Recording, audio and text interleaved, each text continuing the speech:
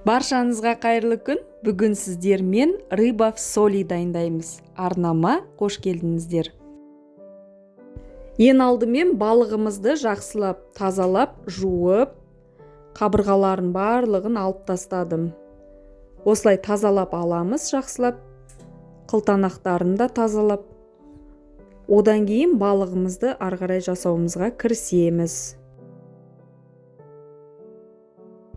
Төменде көрсетілгендей балығымыздың ортасын ашып, лимон сырындысын қосып, татымына қарай тұз, қара бұрышты қосып, жақсылап балығымызды дайындап аламыз. Тұзды қосуды қорықпаңыздар, себебі балық өзіне керегінше тұзды алады. Осылай біркелкі қылып жасап шығамыз. Ортасына мен дәміне қарай қызыл болгар бұрышын осындай соломка ретінде турап алдым. Одан кейін ірімшікті де біркелкі қылып турап, листья салатаны салып, балығымызды дайындап алдым.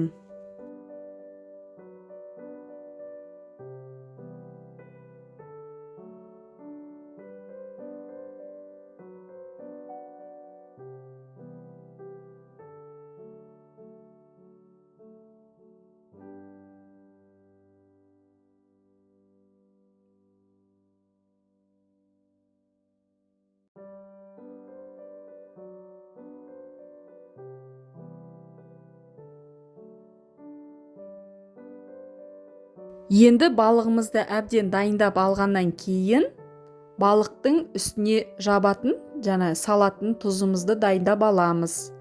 Менде мында 900 грамм экстра тұзы, оның үстіне 3 ақуызды саламыз, видеодағыдай көрсетілгендей.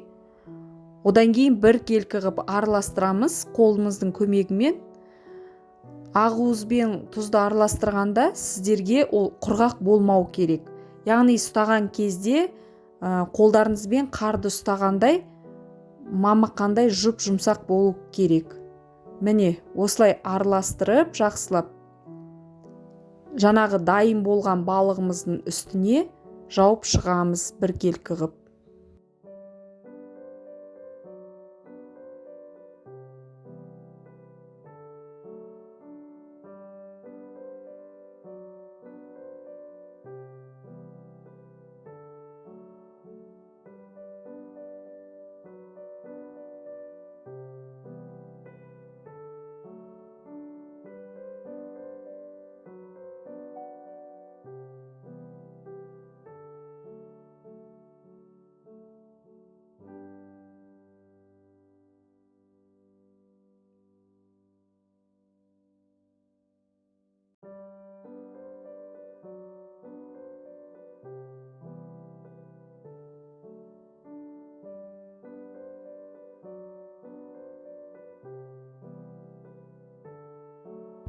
Міне осылай жауып шыққаннан кейін біркелкі дайын болған балығымызды 200 градуста қызып тұрған духовкада 20 минут пісіріп аламыз.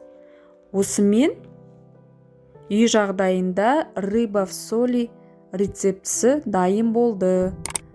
Егер видеом ұнап жатса, арнама тіркеліп, лайк басып, комментарий жазуды ұмытпаңыздар. Сіздермен бірге болған Ардақ.